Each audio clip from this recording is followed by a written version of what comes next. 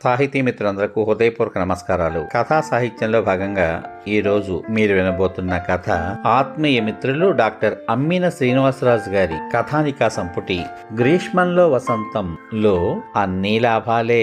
చిన్న కథానిక విందాం మరి. అన్ని లాభాలే కథానిక. తమ చేతుల్లో ఉన్న తెల్ల గొట్టమే కదా అని చెప్పి ఎంతో విలాసంగా దాన్ని వెలిగించి చట్టుక్కున మనం చూడకపోతే అమ్మో ఇక్కడ ఏదైనా ఫ్యాక్టరీ ఉందేమో అన్నంతగా పొగలు వదిలేటువంటి సిగరెట్ ప్రియులకు చక్కని మార్గాంతరం సూచించే కథానిక అన్ని లాభాలే. విందాం మరి. ఏమేవ్ కాస్త అగ్గిపెట్టి ఇలా ఇస్తావు? హుషారుగా భార్యని పిలిచాడు శివరావు. అబ్బబ్బబ్బబ్బా పొద్దునే మొదలైంది గోల అంటూ వంటగదిలోంచి సాధింపు సాగదీసింది సుబ్బలక్ష్మి. శివరావు సుబ్బలక్ష్మిలకు రోజు ఏదో సందర్భంలో గొడవ అవుతూనే ఉంటుంది.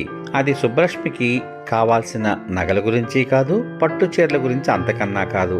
శివరావుకున్న ఒకే ఒక్క అలవాటు, అదే సిగరెట్ కాల్చడం. అలవాటంటే ఇలాంటి అలవాటు కాదండోయ్. నిద్ర లేచింది మొదలు నిద్రపోయేంత వరకు, స్నానం చేసేటప్పుడు, భోజనం చేసేటప్పుడు తప్ప ఎప్పుడు నోట్లోంచి అలా సిగరెట్ పొగలు ఉంగరాల్లా తిరుగుతూనే ఉంటాయి. భారీ ఎత్తున డబ్బులు ఖర్చు అవడమే కాకుండా బంగారం లాంటి ఆరోగ్యం కాస్త పాడైపోతోందని భార్య ఎంత చెప్పినా శివరావు ససేమిరా వినేవాడు కాదు. సరికదా, ఆ అలవాటు ఉండి తనకు తెలిసిన వాళ్ళు ఎంత ఆరోగ్యంగా ఉన్నారో వాళ్ళ వయసులతో సహా లెక్కలు కట్టి మరీ చెబుతూ ఉంటాడు. సుబ్బలక్ష్మికి మాత్రం భర్త ఆరోగ్యం మీద చెప్పలేనంత బెంగ భయం పట్టుకున్నాయి. భర్తకు ఎలా చెప్పాలో అర్థం కాక ఒకే దిగులుగా ఉంది. అంత దిగులులోనూ ధీమాగా ఒక నిర్ణయానికి వచ్చేసింది. ఆ నిర్ణయమే భర్తతో చెప్పింది. చూడండి, ఈవేళ నుంచి మీరు ఆ పాడు అలవాటు మాంతారా లేదా? ఒకసారి డాక్టర్ దగ్గరికి వెళ్ళి పరీక్ష చేయించుకోండి, ఆయనే చెబుతారు అంది వేడుకోలుగా. చూడు సుబ్బు, ఒక పూట భోజనం అయినా మానుకుంటాను గాని ఈ అలవాటు మాత్రం మానలేను. సిగరెట్ కాల్చకుండా ఉండలేను. ఇక డాక్టర్ దగ్గరకంటావా? లేనిపోని పరీక్షలన్నీ చేసి బండెడు మందులు రాసిస్తారు. లేనిపోని జబ్బులున్నాయని చెప్పి అది మానేయి ఇది మానేయి అంటారు. దాంతో లేని జబ్బులు నిజంగానే వస్తాయి. అయినా ఇప్పుడు నాకేమైందని బుజ్జిగింపుగా అన్నాడు. మీకు చెప్పడం దండగా, నా దారి నేను చూసుకుంటాను. ఇప్పుడే మా పుట్టింటికి బయలుదేరతా. ఆనక తీరుబడిగా ఒక్కరే కూర్చొని ఇష్టం వచ్చినట్లు కాల్చుకోవచ్చు అంటూ రయ్యన గదిలోకి సుడిగాలిలా దూరింది సుబ్బలక్ష్మి. ఇల్లాలు లేని ఇల్లు, ఆ హోటళ్ల తిళ్ళు అన్నీ శివరావు కళ్ల ముందు గిరగిరా తిరిగాయి.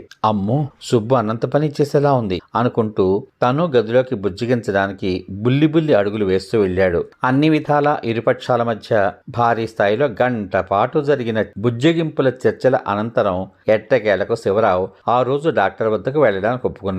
అనుమానంగా ఆందోళనగా తన వంతు వచ్చేదాకా ఎదురుచూపులు చూసి పిలుపు రాగానే కుడికాలు ముందు పెట్టి చేతిలో సిగరెట్తో ఆత్మారాముని ధ్యానిస్తూ డాక్టర్ గదిలోకి వెళ్ళాడు శివరావు. తన సమస్యలన్నీ 25 ఏళ్ల సినిమా స్టోరీలా డాక్టర్కి చెప్పుకొని భారంగా నిట్టూర్చి చివరకు తన అనుమానం కూడా వెళ్ళగక్కాడు. ఈ అలవాటు వల్ల అందరూ అంటున్నట్లు అన్ని నష్టాలేనంటారా, లాభాలేమీ లేవా అని డాక్టర్ గారిని అడిగాడు. డాక్టర్ ధనార్జన్ రావు చిరుమందహాసంతో కుర్చీలో జారబడి, ఎవరన్నారు అన్ని నష్టాలేనని, లాభాలు ఉన్నాయి అన్నాడు అదే దరహాసంతో. ఏమిటి లాభాలున్నాయా అంటూ అంతులేని ఆనందంతో పైకి లేవబోయి తమాయించుకుని కూర్చుని అవేంటో తొందరగా చెప్పరు అన్నట్టు చూశాడు. అవునండి, ఈ అలవాటు వల్ల అసలు వృద్ధాప్యమే రాదు, సింపుల్ గా చెప్పాడు డాక్టర్. ఏమిటి, ముసల్తనం రాదా? ఎంత చల్లని విషయం చెప్పారు డాక్టర్ మెచ్చుకోలుగా అన్నాడు. అదొక్కటే కాదు, ఇంకా బోలెడు లాభాలున్నాయి తెలుసా అన్నాడు మరింత ఊరిస్తున్నట్లు. ఆ లాభాల గురించి అలా ఉంచండి, ముందు ఈ అలవాటుకు నిత్య నూతన యవ్వనానికి గల లింక్ ఏంటో కాస్త చెప్పండి. ఇంట్లో మా ఆవిడికి చెప్పాలి, ఆ పైన మా ఫ్రెండ్స్కి కూడా అంటూ తెగ తొందర చేశాడు. ఇందులో చెప్పుకోదగ్గ లింకే ఉంది. వెరీ సింపుల్ అండి. ఈ అలవాటు వల్ల అనేక రోగాలు వచ్చి ముసల్తనం రాకుండానే ఈ నిండు యవ్వన దశలోనే టపా కట్టేస్తారు.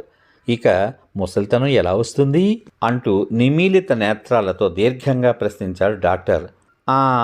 ఇంకా మిగతా లాభాలు కూడా చెప్పమంటారా అంటున్న ధనార్జన్ రావుకి చేతిలో సిగరెట్ పారేసి పరిగెడుతున్న శివరావు లీలగా కనిపించాడు.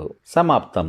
ఇంతవరకు మీరు ఆత్మీయ మిత్రులు ప్రముఖ సాహితీవేత్త డాక్టర్ అమ్మిన శ్రీనివాసరాజు గారు రచించిన గ్రీష్మంలో వసంతం కథానికా సంపుటిలోని అన్ని లాభాలే కథానిక విన్నారు. ఈ కథానిక అక్టోబర్ 2002 చతుర మాసపత్రికలో ప్రచురితం.